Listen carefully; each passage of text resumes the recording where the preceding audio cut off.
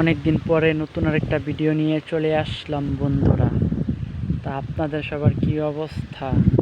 আপনারা যারা আমাকে ফলো করেন তারা অবশ্যই এই জায়গাটা অনেক আগেও দেখছেন আমার ভিডিওতে, আর 1 বছর আগে।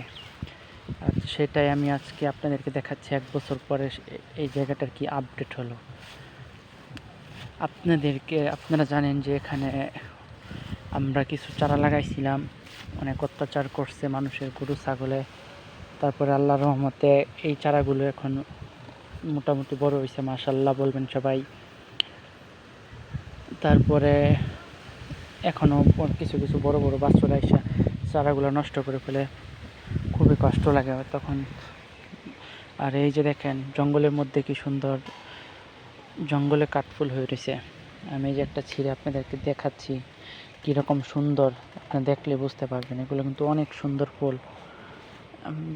জঙ্গলে এই যে মঙ্গল, সেটা তো বুঝতে পারছেন, দেখতেছেন আমি যে কত সুন্দর করে ঘুরাইতেছি, কত সুন্দর লাগতেছে। আমার কাছে কিন্তু সাদা ফুলই কিন্তু খুবই সুন্দর লাগে, খুবই ভালো লাগে। এখন আপনাদের কাছে কেমন লাগে জানাবেন। আচ্ছা, এখন দেখেন একটা ইউনিক একটা জিনিস দেখাচ্ছি আপনাদেরকে। এই যে দেখেন একটা কলা গাছ 1 বছর আগে রোপণ করছিলাম, বাট তেমন কোনো হচ্ছে না, গ্রোথ হয়নি। তাও মাশাআল্লাহ একটা কলার থোড় বের হয়েছে, মৌচা বের হয়েছে, দেখতেই পারতেছেন। ইনশাল্লাহ আপনাদেরকে এটার একটা আপডেট আমি জানাবো পরবর্তীতে, যদি গাছটা ঠিক থাকে, কোনো ক্ষতি না হয়।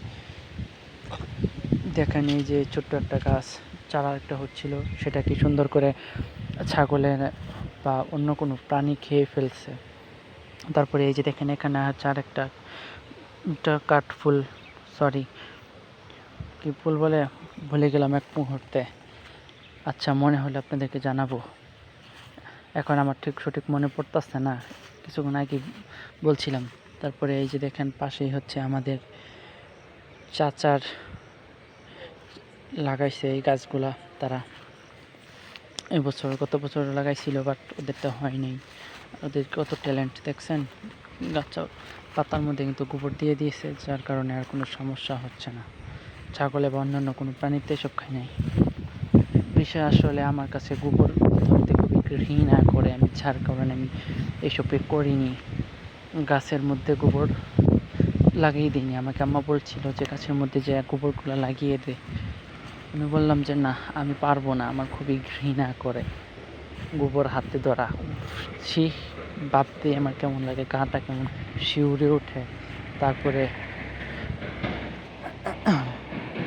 এই যে দেখেন এখানে কিন্তু অনেক বাতাস আসতেছে, কয়েকদিন যাবত যা দাবদাহ হয়ে গেছে, বাপরে বাপ, জানটা একদম ক্ষয় হয়ে গেছে।